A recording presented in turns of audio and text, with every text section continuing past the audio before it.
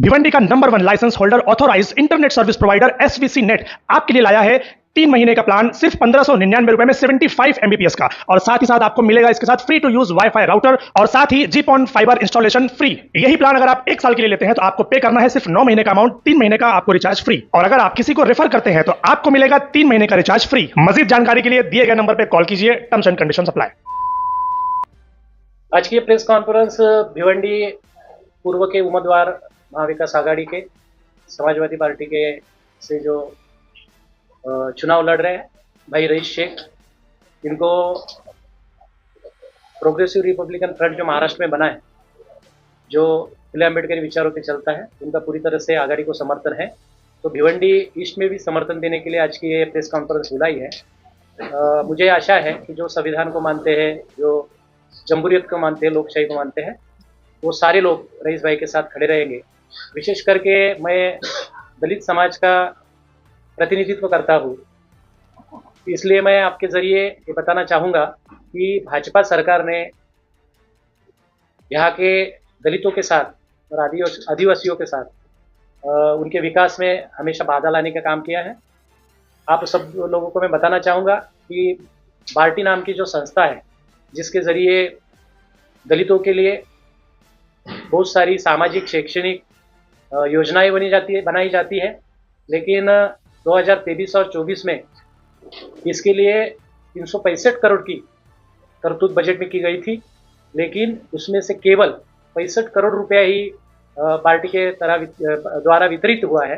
तो इसके लिए बहुत सारे दलित स्टूडेंट एक तो अपनी पढ़ाई छोड़ रहे हैं, पढ़ाई नहीं कर पा रहे, जो पीएचडी करते हैं उनको फेलोशिप देने की प्रावधान इसमें है, उसके लिए भी पैसा नहीं दिया जा रहा है। और जो दलितों के विकास के लिए जो आर्थिक तरतूद थी, उसमें से 108 करोड़ रुपया यहाँ क्या भाजपा के गवर्नमेंट ने इतरत्र उसका वितरण किया है। तो एक तरह का एक आर्थिक चोट पहुंचाने का काम और विकास में बाधा डालने का काम दलितों का भाजपा के गवर्नमेंट ने किया है।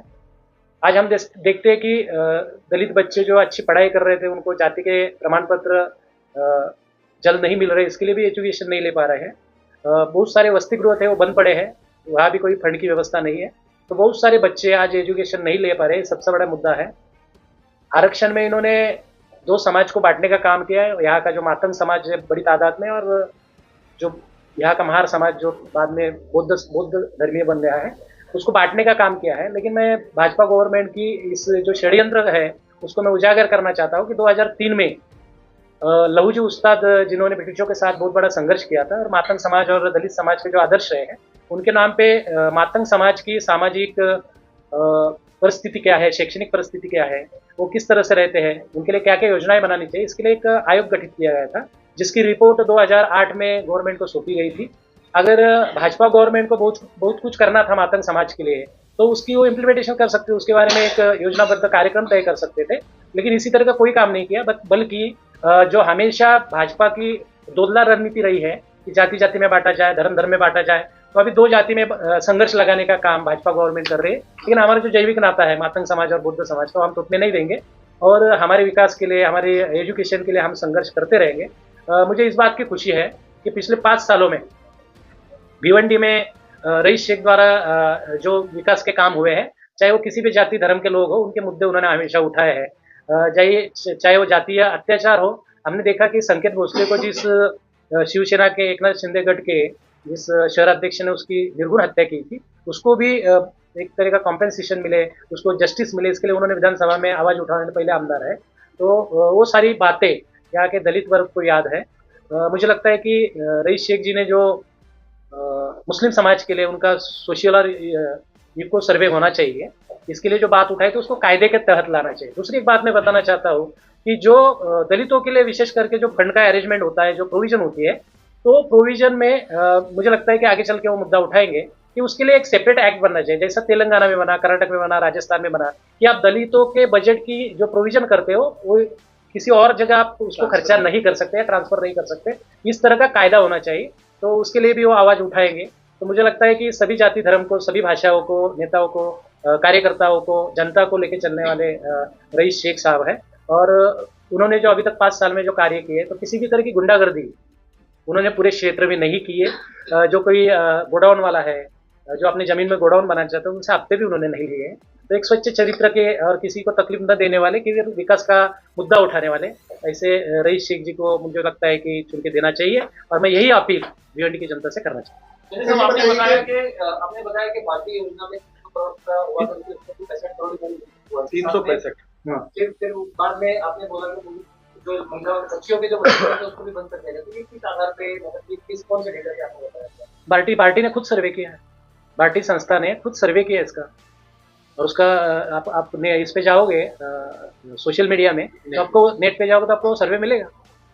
सर ये बताइए कि पाटिल साहब का आपने समर्थन है वो कई दिनों पहले किया था, आज इतना यहाँ पर समर्थन नहीं, इतना रेट चलिए साहब, एक चीज इसी सवाल में गुमार करता हूँ कि रईस कासम शेख के डेवलपमेंट लेकर हर राजनीतिक पार्टी के नेता अपने आप को उत्साहित और गौरव फील करते हैं कि रईस शेख भिवंडी ईस्ट के अंदर है। ईस्ट में तो आप डेवलपमेंट की बात कर रहे हो, रईस कासम शेख का साथ देने की बात। वेस्ट में आपने ऐसे कैंडिडेट को सपोर्ट करने की बात करी है जिसने भिवंडी शहर में फिर कॉस्ट नहीं की। ये भिवंडी शहर को यहाँ तक पहुंचाने में उसी शख्स का हाथ है, और उसको पता है कौन सा कितने में बिकेगा, उस बारे में आप देखो, ऐसी बात है कि महाविकास आघाड़ी के साथ हम हैं। महाविकास आघाड़ी का टिकट देने का वादा कांग्रेस पार्टी ने विलास पाटिल जी को दिया था। 4-6 महीने से वो निरंतर काम कर रहे थे, हम उनके साथ थे, लेकिन लास्ट दिन में 8:30 बजे तक विलास पाटिल जी का कांग्रेस कैंडिडेट के नाम था, बाद में हटाया गया।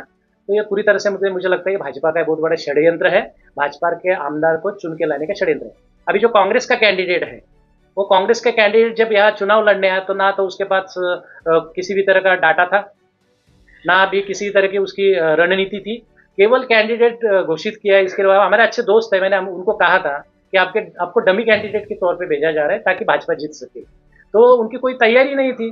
तो ऐसे में अपना वोट खराब करके किसी जो गुंडागर्दी करता है, जो मटके चलाता है, जो सभी लोगों को बहुत तकलीफ देता है। अभी कल भी एक वाकया आपने सुना होगा कि कल एक बच्चों को उसने मारा है, वो एडमिट है, उसका नारपुल में एफआईआर भी हुआ है। तो इस तरह की गुंडागर्दी करने वाले, बेकायदे से धंधे चलाने वाले विलास पाटिल जी ने, देखो ऐसा है कि कोई भी इंसान 100% काम नहीं करता, और पॉजिटिव निगेटिव दोनों रूमर चलते रहते हैं, लेकिन विलास पाटिल जी के काल में कुछ काम हुए हैं, हम देखते हैं। उड़ान पुल रहे, मंगल भवन रहे, स्मशान भूमि रहे, के ऊपर से बड़ी गाड़ियां नहीं जाती होगी तो उसका मेंटेनेंस नहीं किया होगा आगे चल के।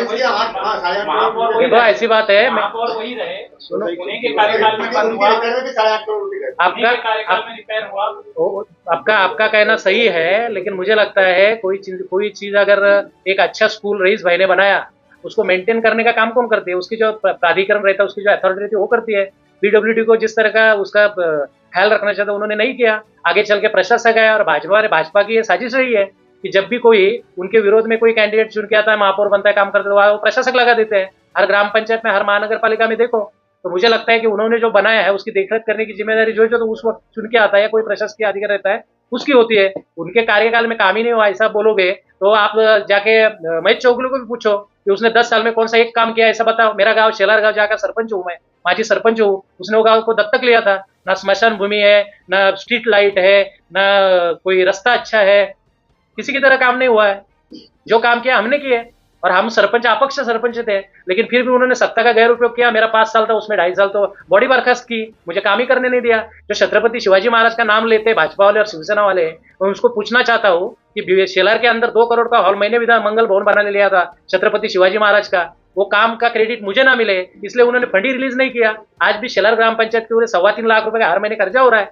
तो ये विकास में बाधा डालते हैं, जो काम नहीं करते उसका भी श्रेय वो ही लेते हैं। तो ये जो भाजपा की दोधली राजनीति है, उसकी वजह से भिवंडी का विकास नहीं हुआ है। इसको समर्थन किया आजाद उम्मीदवार को, अगर वो जीतने के बाद भाजपा में गया लेंगे, वो भाजपा पे जाएंगे नहीं। उन्होंने फॉर्म भी पर्चा भरा था, कांग्रेस का भरा था, और जाहिर बोल रहे सोशल मीडिया पे और मीडिया, प्रिंट मीडिया में, इलेक्ट्रॉनिक मीडिया में कि मैं चुन के आने के बाद कांग्रेस में जाऊंगा, क्योंकि कांग्रेस का मैं सदस्य हूँ।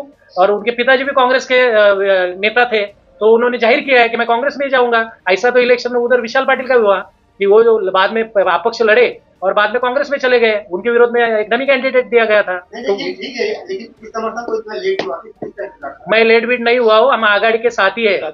ओके, लेट बीट नहीं हुआ हूँ। मैं महाराष्ट्र रिपब्लिकन फ्रंट बना है, उसका मैं स्टेट का नेता हूँ। कल मैं नागपुर में था, देवेंद्र फडणवीस के जो खिलाफ में प्रफुल्ल भाई वहां लड़ रहे देशमुख, उनके प्रचार के लिए मैं नागपुर में था रात में, और सुबह पहुंचा हूँ। तब आज प्रेस कॉन्फ्रेंस लिया, लेट क्या हुआ, काम तो चालू है आघाड़ी का।